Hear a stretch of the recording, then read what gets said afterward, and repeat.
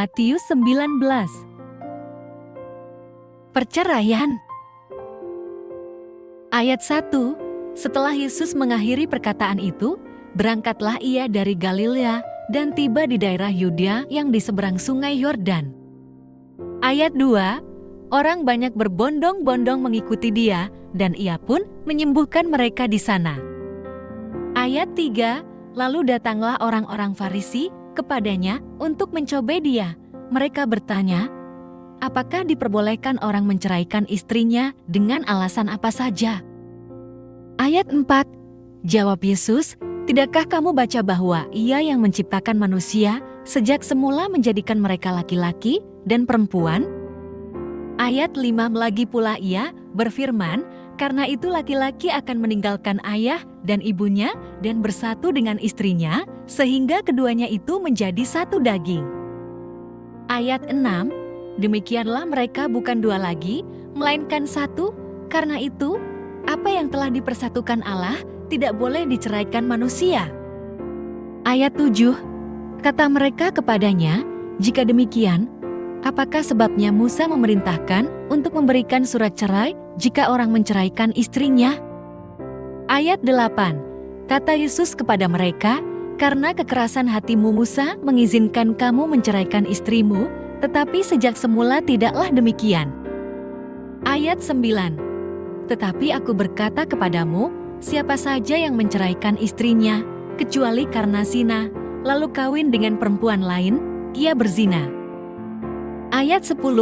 Murid-murid itu berkata kepadanya, jika demikian halnya hubungan antara suami dan istri, lebih baik jangan kawin. Ayat 11. Tetapi ia berkata kepada mereka, tidak semua orang dapat mengerti perkataan itu, hanya mereka yang dikaruniai saja. Ayat 12. Ada orang yang tidak dapat kawin karena ia memang lahir demikian dari rahim ibunya, dan ada orang yang dijadikan demikian oleh orang lain. Dan ada orang yang membuat dirinya demikian atas kemauannya sendiri oleh karena kerajaan surga. Siapa yang dapat mengerti, hendaklah ia mengerti. Yesus memberkati anak-anak. Ayat 13. Lalu orang membawa anak-anak kecil kepada Yesus supaya ia meletakkan tangannya di atas mereka dan mendoakan mereka, akan tetapi murid-muridnya memarahi orang-orang itu. Ayat 14. Tetapi Yesus berkata, biarkanlah anak-anak itu, janganlah menghalang-halangi mereka datang kepadaku, sebab orang-orang yang seperti itulah yang punya kerajaan surga. Ayat 15. Lalu ia meletakkan tangannya di atas mereka, dan kemudian ia berangkat dari situ. Orang muda yang kaya. Ayat 16.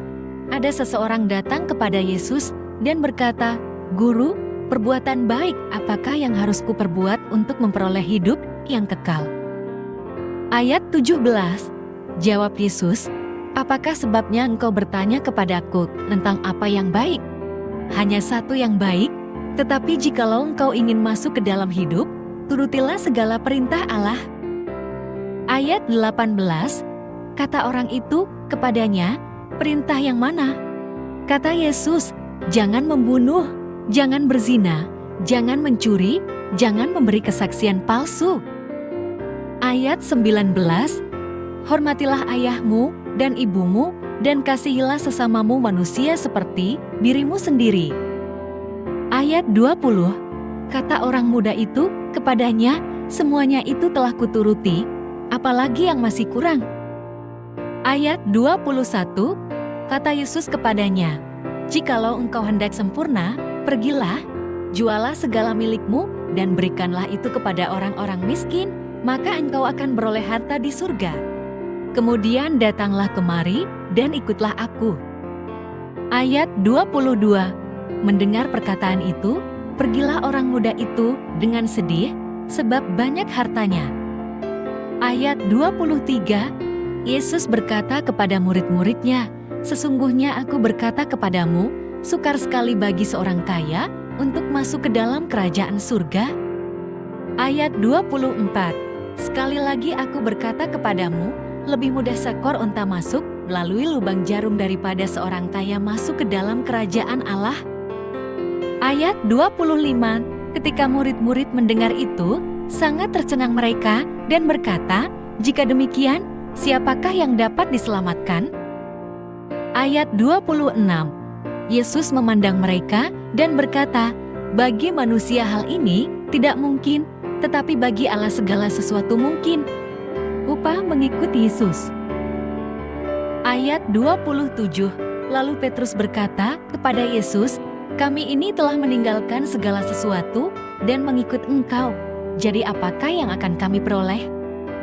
Ayat 28, kata Yesus kepada mereka, "Sesungguhnya aku berkata kepadamu, pada waktu penciptaan kembali, apabila Anak Manusia bersemayam di tahta kemuliaannya, kamu yang telah mengikut aku akan duduk juga di atas 12 tahta untuk menghakimi ke-12 suku Israel."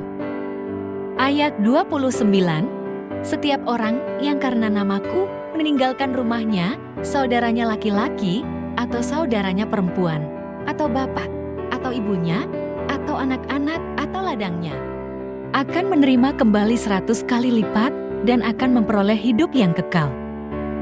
Ayat 30, tetapi banyak orang yang pertama akan menjadi yang terakhir, dan yang terakhir akan menjadi yang pertama.